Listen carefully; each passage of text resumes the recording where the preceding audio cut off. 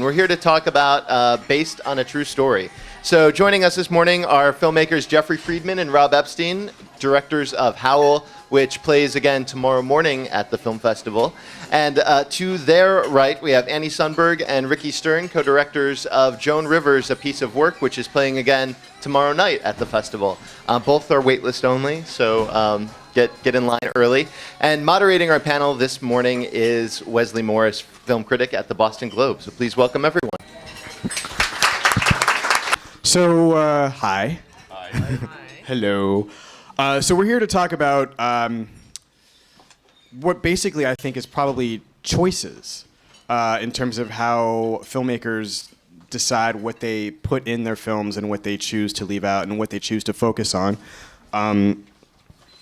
And I'll start by saying that one of the things that I think I was taught when I was learning about documentary filmmaking, was that, and I found this shocking at the time, was that everything you see in a documentary is not necessarily true. True is often, or the truth is often in quotation marks. It's subjective, it's relative, it's subject to interpretation. But it is rarely, according to, it is rarely completely true. And I think that was a mind-blowing idea for me at the time, since we were learning a lot about objectivity and that sort of thing, and that nonfiction filmmaking was supposed to be, or anything that was nonfiction was supposed to be objective. But you have issues of point of view and choice, and you have a story to tell as well. And that also requires some decision-making in terms of what your point of view or subjectivity is going to be. So I was curious, because you're both, all four of you make documentary films, and you make them as a team.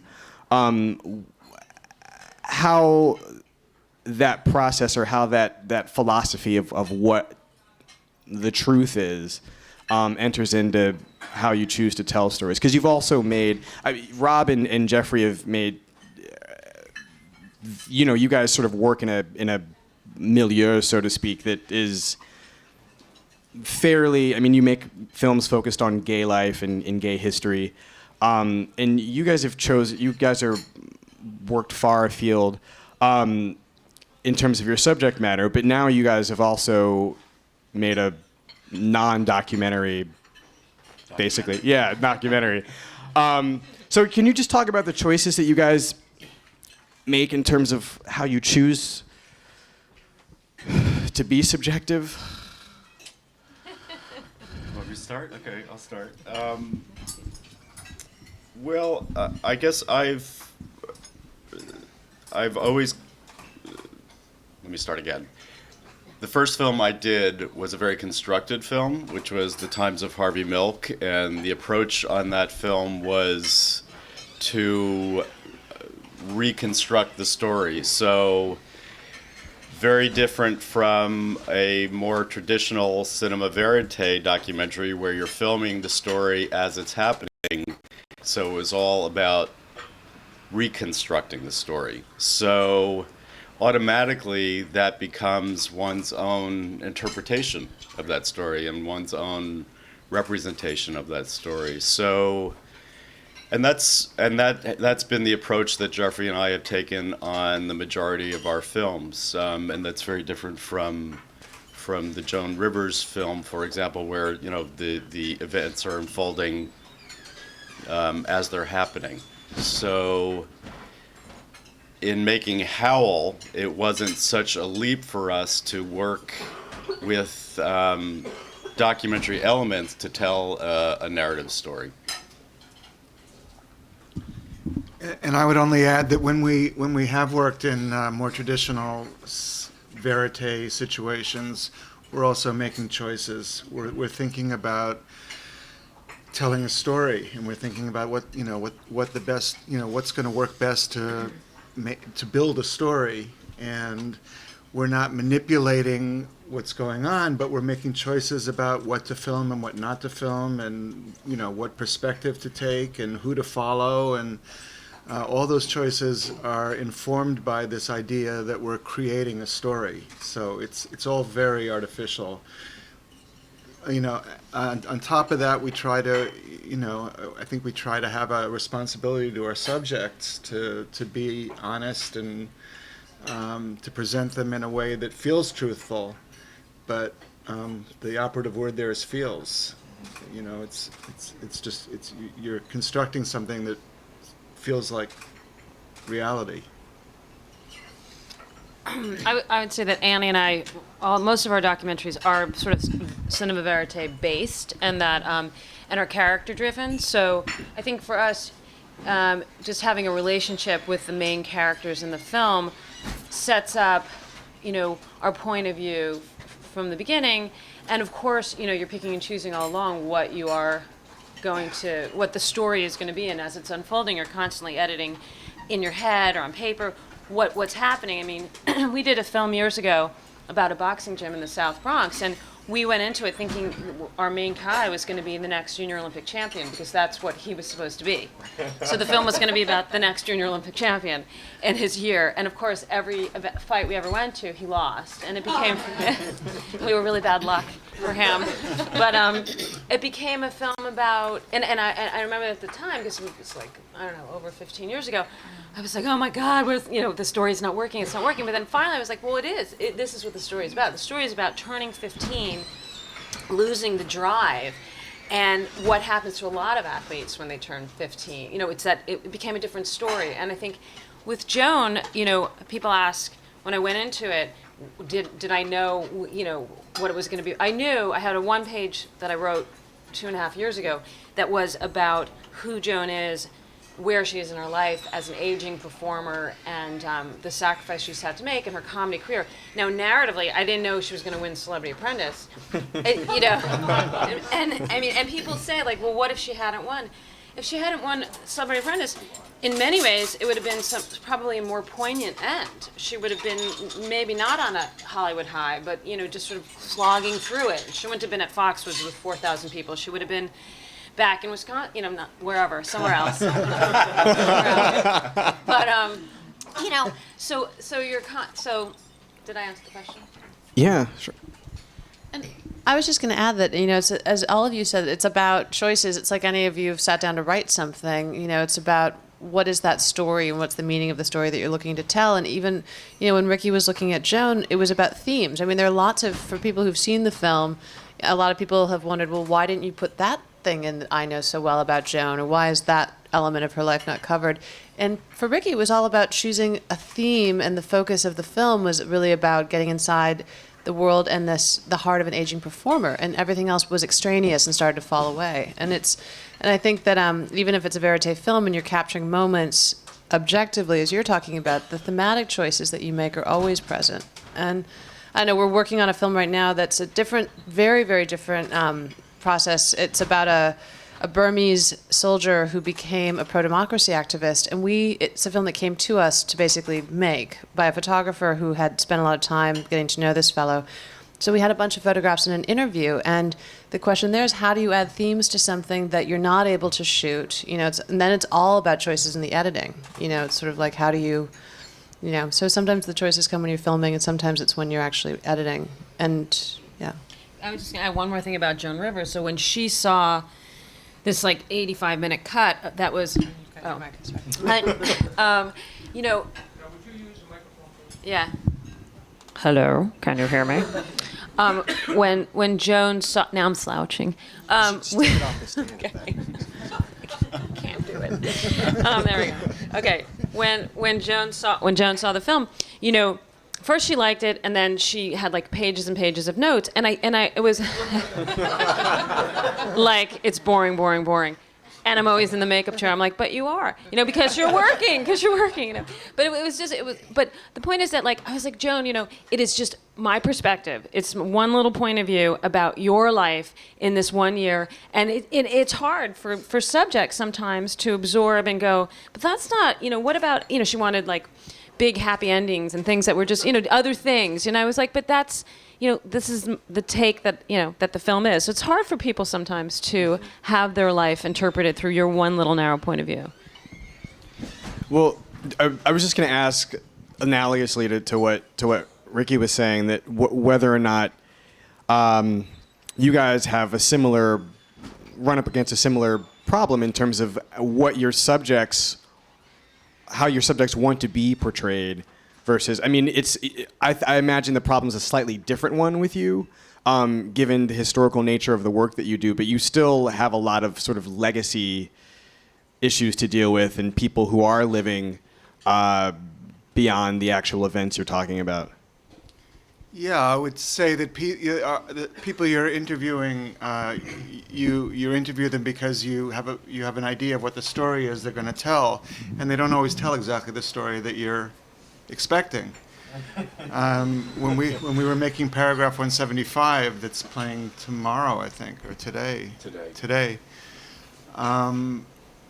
We were talking to older men in their 70s, 80s, and 90s in a couple cases, who had survived the Nazi era in Europe and were remembering 50 years earlier, and they had told their stories. Some of them had told their stories before, some of them hadn't, so we didn't know exactly what the stories were going to be, but we had a sense of all their stories, and some of them changed, and some of them changed in ways that made us really uncomfortable. Mm-hmm. And how so?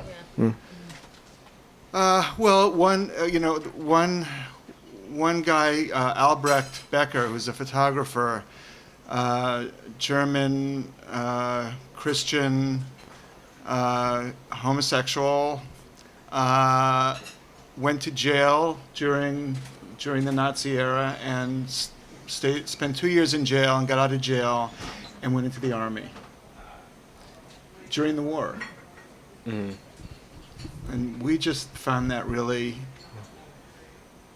off-putting. Yeah. So we had to deal with that. We tried to understand it, and you can sort of see us fumbling in the film to try to understand it, or you can hear us. But actually, it ended up making the film more interesting. I mean, we thought it was going to be a disaster. Every one of these things, as you said, we thought it was going to be. It was, how are we going to, it's not going to work. But every one of those things made the film more rich and complex. Yeah, I mean, in that case, it goes back to thematics, as you were talking about, because we went in with a somewhat simplistic thematic notion of what the story was, and it became more complex. So you adjust, and then it became more interesting as a result. When you're doing historical films, with Harvey Milk, for example, I have people who still won't talk to me because they weren't included in that history. So, welcome to San Francisco. That's all I can say. Well, and in terms of how, when these things sort of crop up, you're a team, but you're also individuals with your own ideas as well. And how does the way you guys approach a subject as a team differ from how you'd approach an individual? I guess we're talking about problem solving, and the conversations that allow you to get at something that is both either entertaining for an audience or true to your subject, and then satisfying to you individually and then as a team. Well, with us, usually if one or the other of us is having an issue with something at hand, it always points up to a problem that we have to solve, and we arrive somewhere different from where we expected we would be, and it always makes it better. So in that sense, the creative partnership, it functions to take you somewhere where you might not expect or you might not get to if you're working individually or on your own.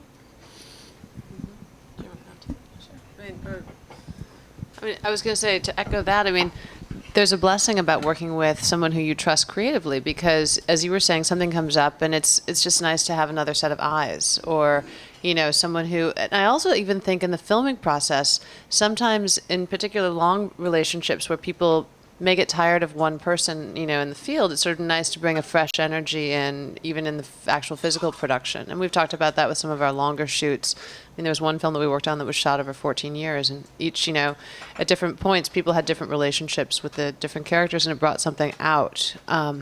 But yeah. And then I have someone to like write obsessive emails to in the middle of the night, like, what are we gonna do? Oh my god. And the same has Oh my God. proven true with actors for us. We Yeah. found that on the set that worked with actors as well as doing interviews with actual non-actors. Well, I was going to ask about that. What's the fundamental difference, I guess? I mean, because you do apply your usual aesthetic approach to what is inherently, I guess, a dramatic situation, or a sort of constructed situation where you have, you know, what you're doing is basically making a live or sort of dramatic documentary. And how do you, I guess, how do you, I like that term, dramatic documentary. how do you deal with actors in a way that is sort of useful for you and then not alienating for them? Well, you're dealing with them as people, Right. really. That's what it comes down to. And with each actor, it's different. I think that's the thing I learned most with this first narrative film that we did, that you have to find a way to deal with each actor individually and figure out what they need at that particular moment. And some actors will give you very specific direction as to how they want to be treated. Jeff Daniels, we had dinner with him the night before, or a couple nights before our shoot, and he said, here's how it works with me.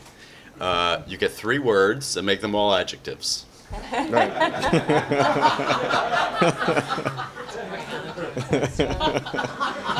didn't really do that. We didn't really do that, but it sort of gave us some parameters. The main difference is that you know, actors are there to give you what you're looking for, Right. and very often subjects, you know, they're not professionals. You have to do a lot more work in a way to get what you need from real people. Actors are real people too. Right.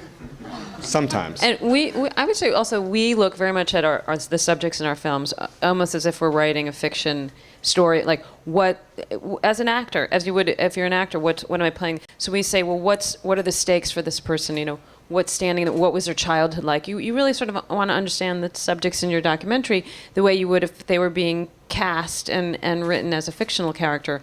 What drives them? What's the relationship with their children? Why do they live in this place? How do they live? And all those things sort of help you understand who that person is and helps you interview them. I mean, you have to become sort of a chameleon in many ways. You know, when you go over to in your German, whatever it is, and you have to be like, you know, you have to just sort of become whomever that person is as well, so they feel comfortable. And I was going to say, I think sometimes the risk with documentary filmmaking is that what's the motivation of the person on the other side of the camera to say yes? Because, you know, sometimes stories can get misinterpreted. Often, you know, it's a funky medium, and I think that we're lucky in that we have, and it sounds like you guys as well have really interesting and good relationships with documentary subjects. I don't think we have never gone into a project with a let's get them kind of mentality. That's not the kind of films we make, and we're not looking to do a setup sting operation on people. We may still someday, but you know. But it's an interesting. I was just thinking about like your choice about teamwork and how that plays into solving problems and getting to the truth. A lot of it is often like, I'm sure you guys brainstorm too, but what is the question? What are the interviews? Like, what's the focus of this, and what you're getting out of that character, bouncing ideas off each other. Well, one of the things that I'm always curious about with documentaries, just generally, is what role the camera actually plays in terms of what you're getting from people. I mean, in terms of, like, in the case of Joan Rivers, it's quite obvious that I guess the object is to trick her, to remind her that there is no camera, maybe. Obviously, you want the camera there because she'll become Joan Rivers, but I mean, I think there are moments in the film where she just seems unaware of the fact that she's being filmed. Oh, yeah. And how is that? I mean, is it the matter of having the camera around all the time? Yeah. Which is different, I guess, in the case of Daryl Hunt, where the camera presents a whole other series of possibilities and problems. I can just talk about the Joan thing. Yeah, I mean, so I filmed Joan a lot because she's in New York. I could just zip up there with a camera and maybe shoot for a couple hours. It wasn't a big deal. And honestly, I mean, the film looks quite beautiful, but we didn't even really light it. Like, it was just adjusting for this with this camera, and it was just a 2-person crew, and it was, non-fuss. And a lot of times it was just Joan and the crew and Jocelyn driving around. The 5, 6 of us, whatever it was, driving, from Palm Beach to Key West to Miami, and so that's where stuff, and oftentimes I would just be rolling in the car, and so there's a comfort. They're just people say like, oh, is she always on? I don't think she's always on in the movie. I mean, she's not just but she's like that in person. Like if you most times she's very up. She's not ever not up. For the most part. And she is really funny, and she's making quips. So what you see in the movie, and you see her in the car, or you see her asides coming into a room and checking it out, that's just Joan. I mean, that isn't her performing for the camera. Right. I mean, she does obviously play to the camera times, and she's aware the camera's there, but we were there so much that it's just not, you just get used to it. Right. And I think, and in fact, she's now hired our crew, Charles and Seth, to come and shoot some of her reality television shows, because the 2 different ones she's doing, because she is so comfortable when they have to shoot at her house in Connecticut. She wants them because they're like her family now. Mm-hmm. The only thing I was going to add to that is that the difference, and when Rick was shooting a lot with Joan, is that Joan is very comfortable, obviously, with cameras. It's, this is part of her world, and so she includes dialogue to the camera, in particular to Charles, who was shooting, because they developed a nice, easy relationship. And so there's a part of that intimacy that I think is why I hope is one of the reasons why people are connecting with Joan, because she sort of talks through the camera almost directly to you, in a way that Daryl Hunt, who'd been in prison for 19 years. These are people who are much more sort of wary of the camera. It's a different relationship with the camera. And you guys also, I would assume, have a similar problem with people just sort of being comfortable opening up to you with a camera present. I mean, saying one thing when there's no recording device, and then saying something when there's a camera that's going to show the world, the truth. That hasn't been a problem that much. We spend time with the people we're interviewing beforehand so that they get comfortable with us. We try to create a very intimate environment. We try not to have any distractions. Other people. It's also a very small crew. And as much as possible, we try to make it an intimate conversation. And the intensity of the actual filming somehow heightens the intimacy. Mm-hmm. Rather than making it uncomfortable. It makes it more intense, usually. Mm-hmm. As long as whichever of us is doing the actual interview is staying focused, the focus of the subject is there. And one of the things I learned from Rob is to shut up after somebody answers a question, because often the best moments in film, in our films anyway, and a lot of films that I see, come when people have finished talking. So they're like trying to come up with the answer and saying it in different ways, and then they're just sitting there and thinking and reflecting, and often those moments are the most kind of potent.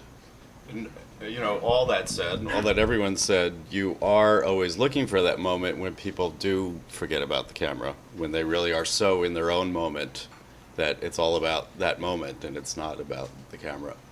Mm-hmm. Do you find that audiences are more sophisticated in terms of what the questions they ask you about the choices you make with your movies? I find that it's really interesting to listen to people talk, for instance, about Michael Moore, who's a very good example of somebody who clearly makes choices when he makes a documentary. And I think that, I think in the last 10 years or so with the news media, I think that people are now much more questioning about how information is presented to them. And I think that does begin to affect people's both their appreciation of documentary filmmaking and their sort of wariness to believe everything they're told. Well, I was going to say there's also been the bastardization of documentary, which is reality television. Yeah. And That's a good point. But I also think that I don't know. I mean, you can answer the question. I mean, do you think that people are able to separate those two realms? Because they're obviously different. But I don't know if that's me, because I can separate them. But I mean, I do find that people don't expect from you what they expect from like Real Housewives of Orange County, or wherever the hell they live. I don't know. I don't know if audiences. I mean, certainly in this context, in the general put it on the television context, I don't know how discerning viewers are. I mean, we're certainly finding when we try and pitch stories or series or docs that most channels now, unfortunately, cable, they needed to have a reality television arc. Well, what's the stakes for this? Well, how can we heighten that? Well, what are you going to get in the second act? And so you can't really just, our sort of method of just making good stories, documentaries, they're this, they shall remain nameless, but a lot of these, they can't program them anymore. So they have to have this kind of reality television hype to it, which is just awful, I think. I was just going to say, I mean, on the notion of manipulation of stories, I mean, I feel like now there's so many channels where we get information, and some people have, like, I'm sure each one of you has a preferred place where you go to for your news, and I think that, the way Michael Moore, they're almost more like opinion. What does he call himself? He doesn't call himself a documentary filmmaker anymore. He's like an essay. Is he like an essay? Editorial essayist or something like Yeah. that. Jeremiad artist. I don't. Yeah.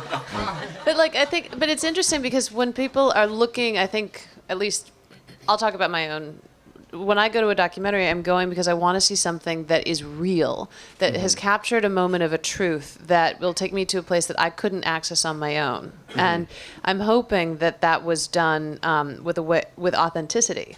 And I think that I don't trust Michael Moore as a filmmaker. I'm interested to hear what he has to say, and I'm interested to hear how he puts his ideas together and what his points are. But it's sort of that notion of, I guess, maybe we are becoming more sophisticated as audience members, and we're aware that certain things are being manipulated, and it's more about what we're seeking in that medium. I don't know. That's a sophisticated distinction, though, that you like his movies, or you're interested in what he has to say, but you don't trust his filmmaking. Well, That's he I think, if I can, I think originally when he came out, there was this sort of sense, whether he perpetuated it or not, that, like, this is the truth, here's what's going on in Michigan, and but now I think he's more open to. It's like, no, it's my opinion. I'm giving you an essay on film about, I'm giving you an op-ed, basically. This is my opinion. This is my take on it, and I'm not going to apologize for it. So I think he's understands, or that's sort of his.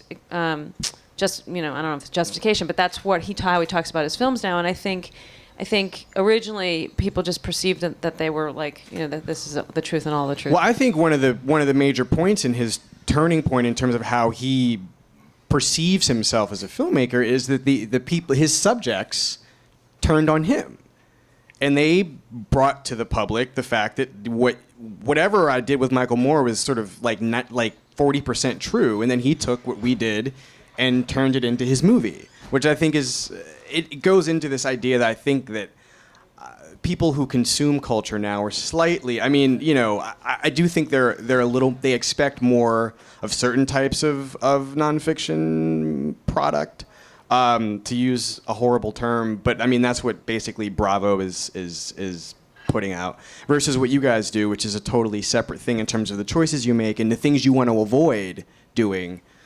This is the thing with Michael Moore, and I asked you guys.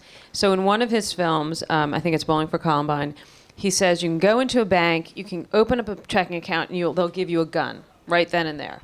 So, and he does it, he opens it, he walks out, he's got a gun. Now, it's not the truth. The truth is you can go, you have to register for that gun, and then you have to go to a gun dealer. He arranged for the bank for the gun to be there. Now, I think that's bending the truth. That's false. Yes. It's just not something I would present as fact because it's just a lie. Now, he should have just gone to the gun, but, you know, he wanted it to be dramatic. I mean, would you ever do that? No. So that's a pretty line in the sand to draw, and we wouldn't either. Like, that just wouldn't feel right to me.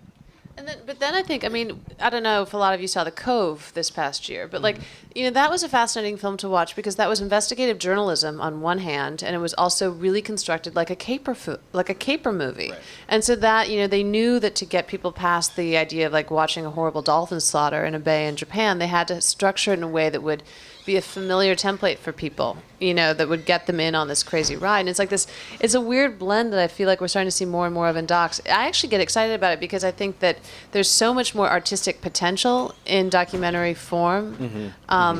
Just because there are so many different ways that you can take a story now that seem to be accepted. And I think people understand that things get manipulated, but they're still looking for that moment of truth in a documentary.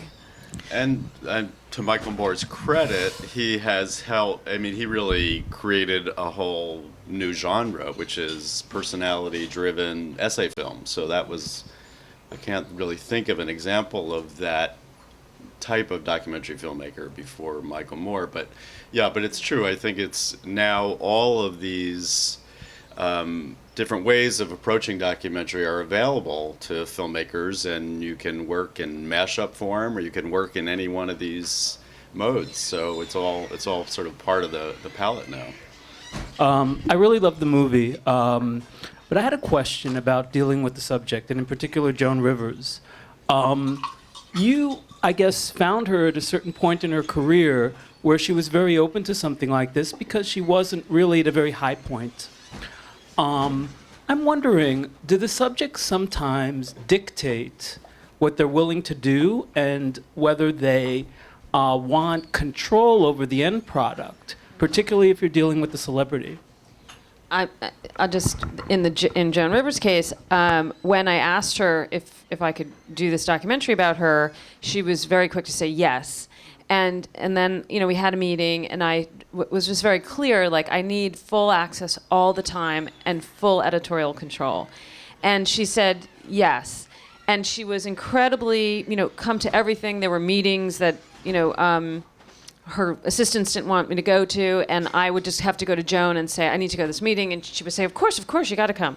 So it was after the fact, I think, you know, so in Joan's case, I was always open. Now, there are other subjects that put limits, and you have to say, okay, I'll do this, but I know I'm only going to get this.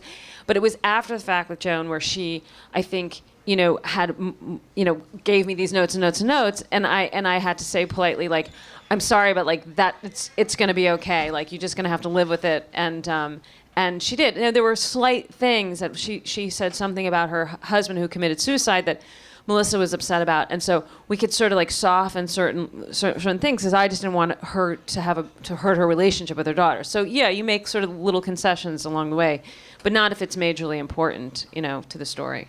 And what I'm going to say, it has nothing to do with Joan, but it's actually, we've had this debate with other filmmakers. It's like, how do you handle certain subjects who either have a lot of power or you deeply want them to tell their story and they know what's at risk for them to say certain things. So two filmmakers who we know, one of whom just finished a film about a very famous, you know, celebrity as well.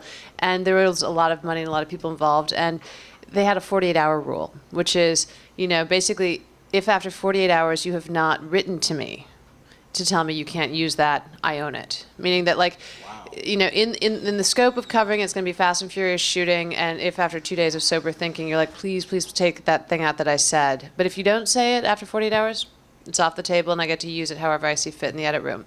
And then another person knew, it was a fairly politicized doc that just premiered this past spring, knew that after the interview, they would never get... Getting releases from people is always a dance. Sometimes you just start shooting because you fall in love with a story and you're like, oh my God, we have to start shooting. And then you have to realize, oh shoot, I've got to negotiate a release now with this person. You don't do that. Doesn't happen before. It generally should, and Okay. when we like to say that it happens that way, but it doesn't always happen that way. But this is someone who basically told his camera people, from the moment this person walks into an interview setting, you're rolling. They don't know you're rolling, you don't announce it, and you're going to basically fake it later and tell them that, okay, we're ready, we're speeding. Was it Charles Ferguson? Yes. And my when guess. exactly, because when he was shooting, he knew that after the interviews, these people would never agree to sign a release. And Well, so I mean, that movie is. Have you seen the movie? I I'm talking about haven't. Charles Ferguson. This film called Inside Job, which is. I mean, I don't know when. I think it's going to come out in the fall. It's about the financial crisis, basically, and some of the information in this movie is just mind-blowingly incriminating for many of the people, and it has all the elements of what you guys are talking about in terms of, you know, the silences and the. This is the guy who made Taxi to the Dark Side. Not Taxi, not No End in Sight, right? So this is sort of the same aesthetic, and I'm surprised. I mean, I'm not surprised that he. So what did he do? Basically, he just told his cameraman, like you guys, so from the moment they start walking in the door, just film them greeting people, film them because they're still probably going to like Wesley, you know, before the panel. They may not like him after the panel, but get them signing, film them signing the release. And it was literally like he had his camera people rolling from the moment that person walked in, because a lot of people stormed out of the interview, and he knew he'd never get a release after he asked them some of these questions. Did he get the release before? He had them sign the release beforehand, and he had it filmed because it was sort of the double protection, because he knew that these guys many of them could lose their jobs or their careers because of what he was asking them. Oh, they will. Another question? Try to stand. Mr. Friedman, when you said that you had learned stuff from working with Mr. Epstein, that kind of struck into my mind the fact that there are two co-directing teams here. And I was very curious as to, in your particular genre, how did that work, working together as directors, as co-directors, as equals? Who wants to start? You guys. Well, I mean, our answer to that question is usually what you see is how it works. There's no formula, first of all. We've never tried to define any aspect of our working relationship, so I think that's what's made it work. A lot, I mean, 90% of it is temperamental, our temperaments and how we work together and complement one another, and it's just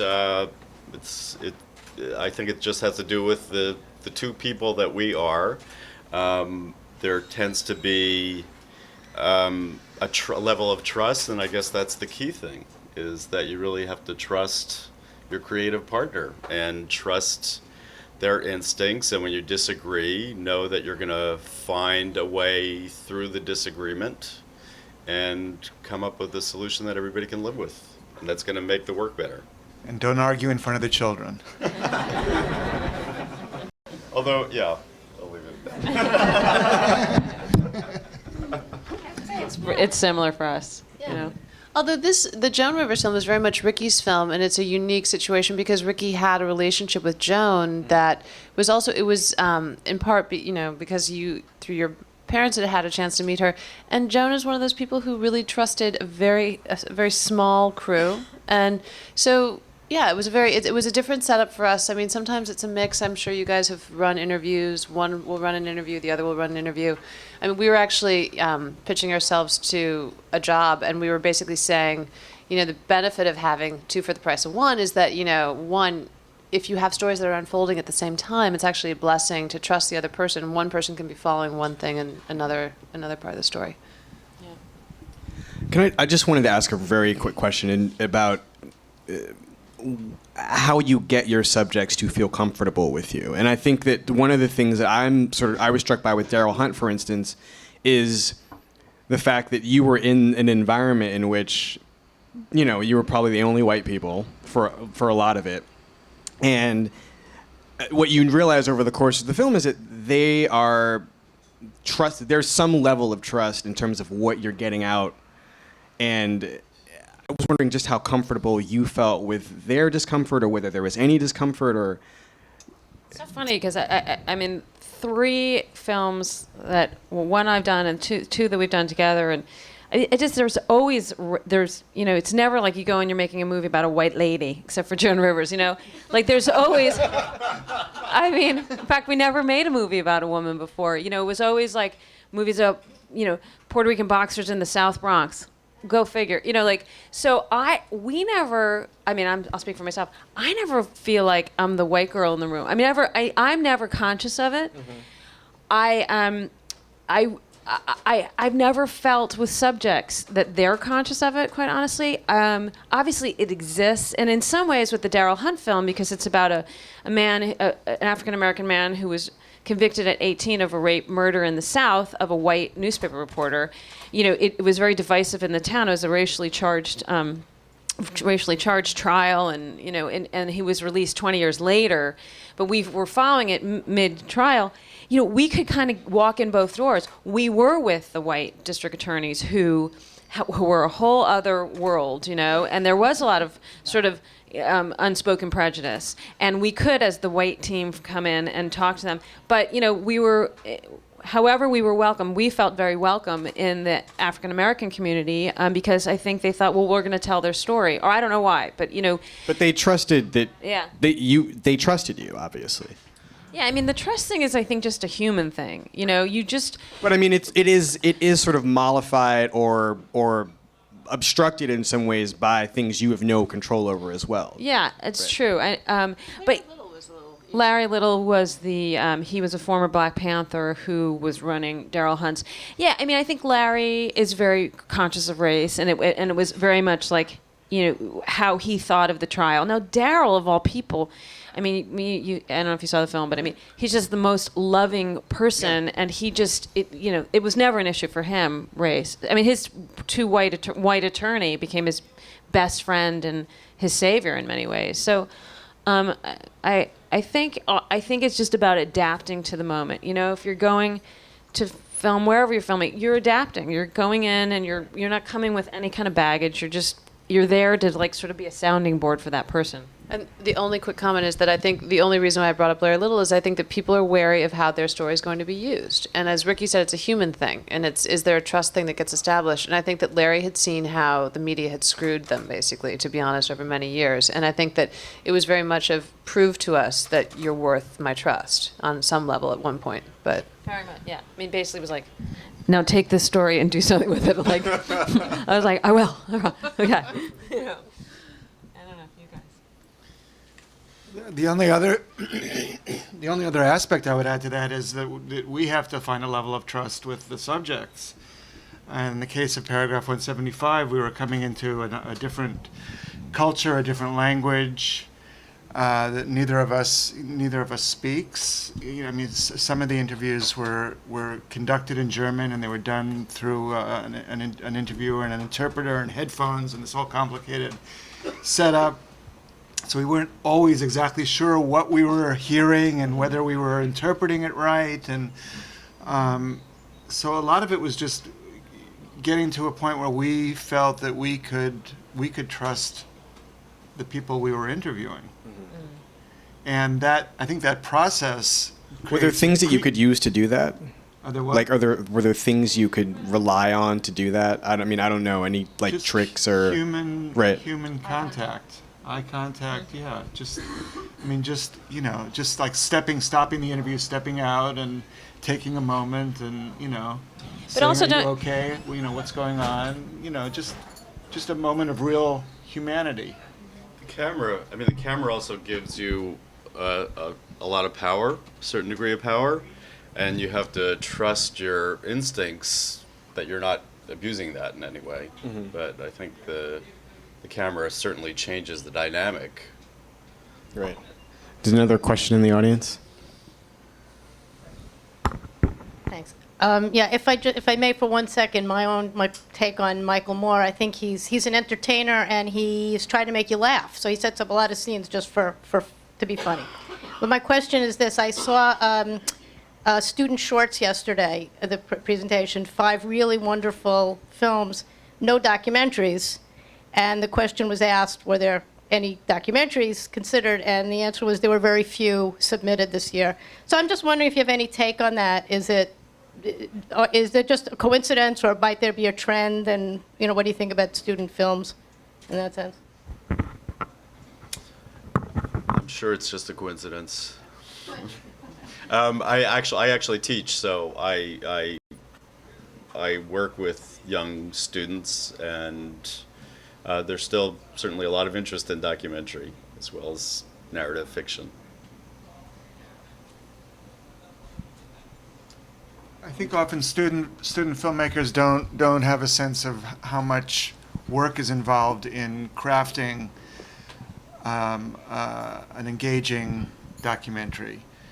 They think they can just go out and shoot something and throw it together and it'll be a film. So there may be a lot of films that just aren't quite, the filmmakers aren't quite there yet. But I don't think it's a lack of interest. Hi. I was really moved by The Times of Harvey Milk, and I really loved Howl. And I was curious as to how you felt about portraying real events in a narrative piece, and what were the freedoms and drawbacks that you came into making that movie. In making Howl? Well, the freedoms were that we could change things. We could decide how people were going to respond to things. When the words that we used were words that all the people in the film actually spoke, but they were transcriptions, so we didn't know. We didn't really know what it felt like to be in the room with those people. So we got to create the world.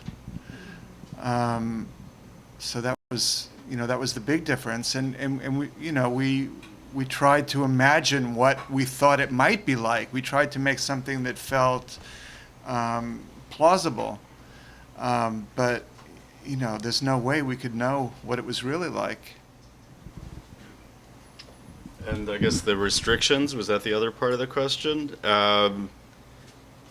Budget. That's really where mine goes on that. The necessities of budget, and that's always what creates restrictions on any project, ultimately.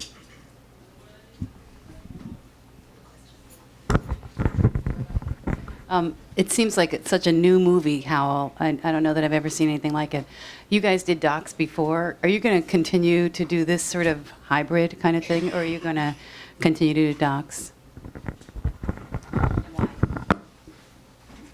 I think that was the hybridization of Howl was creatively what was so, one of the many things that was so exciting for us, to realize that we could take what we learned and have worked with in documentary and work in a whole other form and have all these different styles available to us. And I think that's possible if you really sort of create your own rules for all the different elements that you're working with. And that's something that we did learn from documentary when, for instance, when you're working with archival footage and you're working interviews and you're working with different elements, you really have to understand exactly how you're working with each of those elements so that each film has its own design. And we approached Howl in the same way.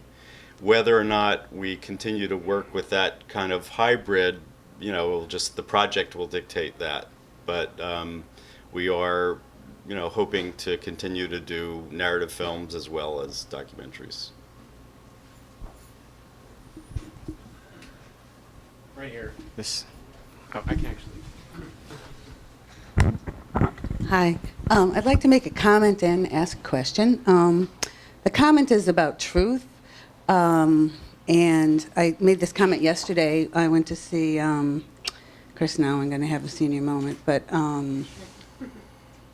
the film about, oh gosh, hold on. Well, okay, I'll come back to that.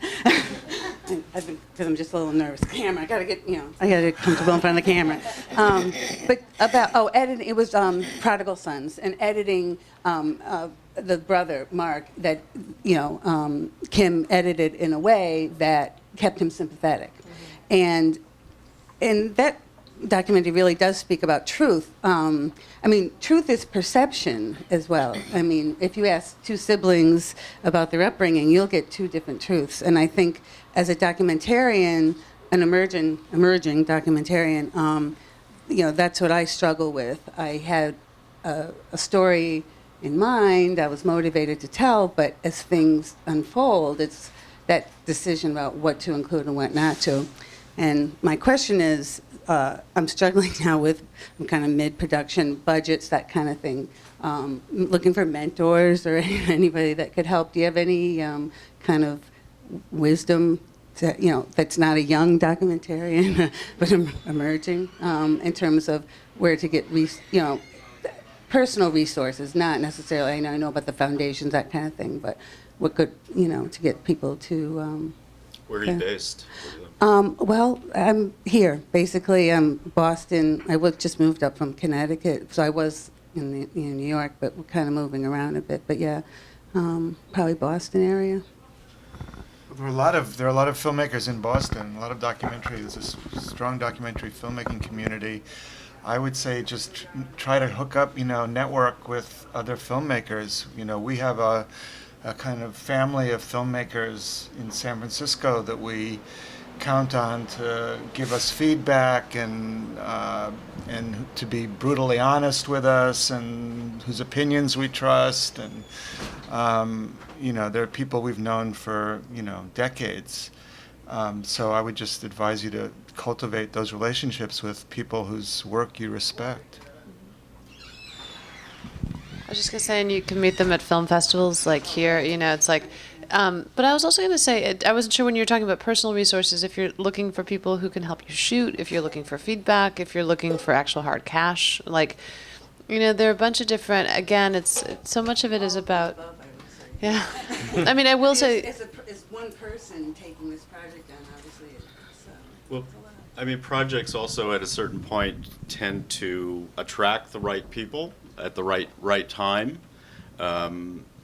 If it's a project that you believe in and your heart is invested in it, and you're going to do it come hell or high water, eventually the right people usually find their way to it. So just keep at it. I would say find an experienced producer to work with. Right. I mean, it took Kim like 2 years to edit, on and off, and she persevered, and it was not an easy. I mean, I think what's interesting is everyone when you get to a place where you can actually sit and reflect on your film, you're like, oh yes, it was this and that, but it was a bitch the whole time, right? I mean, it's never easy. And Joan, I didn't get financing for Joan. No one would put up financing for Joan. Our company ended up having to finance with every penny, and it was all deferred payments. People got paid pennies, literally. So the money thing is always a struggle. It's never been. Has yet to be easy for us. Right. Well, that's what's kind of discouraging. It is. You just got to do it. I think what you said is beautiful. That's it. Reality. Right. That is, yeah. As the art form proliferates, I think the standards by which many filmmakers choose to tell the stories is lessened. And I think that is the point at which nonfiction filmmaking and reality television kind of meet up, which is to say that many shows on TV, the reality television shows, look great, and many nonfiction films look terrible. And it's not because it's not a budgetary thing; it's just sort of a lack of interest in, or a lack of respect for the art form. I mean, as a moviegoer, you kind of need more than the information. You would like the movie to look like a movie as well. A lot of people think because they have a camera that they're shooters, that they're DPs. But, people make a profession of it because they actually can take that digital camera that all of us can push the button on. But Charles, who shot the film, is a 32-year-old. He was a photographer. He's just... he can come into a room with no lighting and make it look beautiful. What was it shot on? It was on the Panasonic HVX 200. Oh, wow. I Looks mean, amazing. with a little. No, it was no. Oh, No. interstitial shots. A couple. Yeah, but no. But the panoramic shot maybe, but no. Mostly not. Exactly. I'll rent it at one day. Mm-hmm. We're saying that camera everyone picks up and shoots with, but you would shoot in here and it would look awful if you didn't know what you were doing. So I think it's, you know, as you said, there's a craft and people have made professions of it. So, you know, it's also what television networks are willing to show, and standards have really shifted downwards. I think, you know, they don't want to pay as much. They realize they can get product, as they call it, for less money that doesn't look as good, and that people will still watch it. Yeah. And it's kind of depressing. You know, if you it's like really to watch, depressing. you know, if you like to watch beautifully made films. Or it doesn't even have to look great. I mean, it just has to look professional. Do you know what I mean? Well, it has to look like, I mean, it has to look like the filmmaker cares. cares, right? Exactly, and that's sort of what you're left with when you've got this important message you want to put across, and the movie looks like, you know. But have you heard about a film called Catfish? Yeah. It was at Sundance. So that's an example of like the medium fitting the film. Right, because- but that's a perfect, right, exactly. I mean, it looks like what it's about. Exactly. Right. Like two guys who basically stumbled into a film and practically did shoot it with camera phones. Right. You know, but it's a riveting story. It and can it's work. A little bit like a Blair Witch Project, though, Right. because it's sort of the what's real and what's not real in that film. But like even Josh Fox, like I was thinking Gasland, I mean, he took the only camera he had to use was a Sony PD-150, which is what we used to use to shoot Trauma Life in the ER, because I worked in reality television. Like, but that camera, it's an old lined standard def video camera that looks like crap. And he basically wanted to give it a feel, and so he kinnied it. He took his Sony PD-150 footage, shot it on a white wall with a digital camera to give it an effect and a feel, because he wasn't willing to just let that PD-150 footage look like what it was. Right. So what you're talking about are artistic choices. And what I'm sort of, I mean, and what we're all agreeing is that there is sort of a lack of that sort of premeditation, I guess, with a lot, or there appears to be anyway, with a lot of the movies that manage to get made and distributed. While a lot of really good-looking movies go undistributed and sort of languish as well. I mean, it's a matter of luck too. Any other questions in the audience? Right here.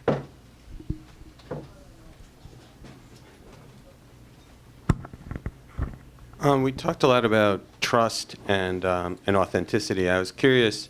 There's the Janet Malcolm essay about a journalist basically dealing with guile and trying to get moments of truth from a subject that they don't want to give you. And I was thinking some of the most interesting moments in the Joan Rivers movie are clearly things that she probably wouldn't put forward in a story about herself, like when she's confronted by the guy with a deaf son in the theater. Is there points where it's not a matter of trust, it's a matter of getting the truth by any way you can?